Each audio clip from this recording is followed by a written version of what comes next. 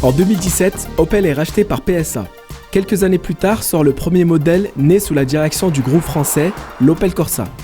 Elle repose sur la plateforme CMP, bien connue dans le groupe et que l'on retrouve par ailleurs sous la Peugeot 208. Cette plateforme permet à l'Opel Corsa de proposer des motorisations thermiques ou 100% électriques.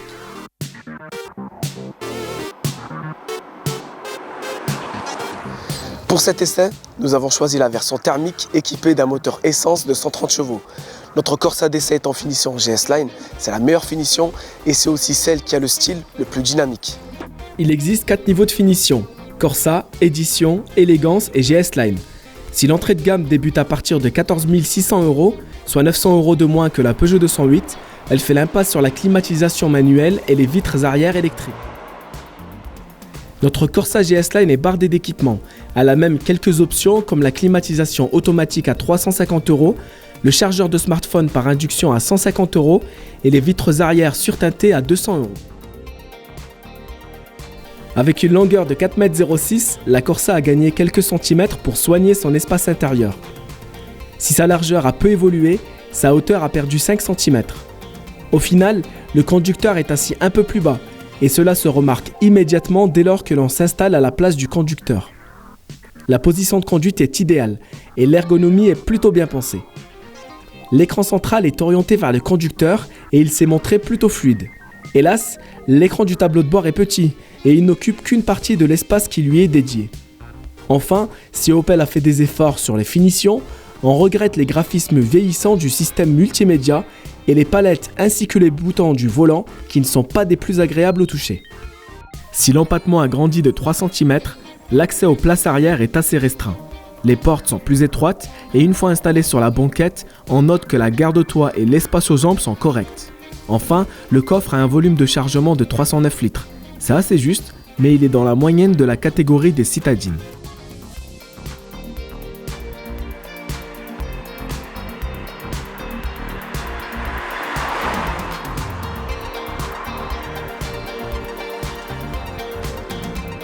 Opel propose 3 moteurs essence et un moteur diesel, sans oublier le moteur électrique. Ici, on a un moteur que vous connaissez déjà puisque c'est le 1 litre de turbo essence qui est couplé à une boîte que vous connaissez également, c'est la boîte EAT8. L'ensemble développe 130 chevaux, ce qui est largement suffisant pour un véhicule comme la Corsa qui peut peser moins d'1 tonne sur les versions. Les relances sont très correctes, la boîte fait bien son travail, mais ce qui plaît le plus, c'est le châssis qui est très agréable. On se rapproche franchement du comportement de la Peugeot 208.